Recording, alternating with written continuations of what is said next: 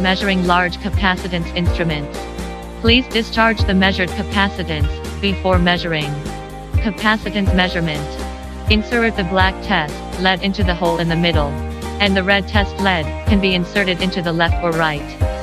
When testing small capacitance, the measured capacitance can be directly inserted into the jack on the meter, or use the yellow adjusting knob to zero the value to get the precise value.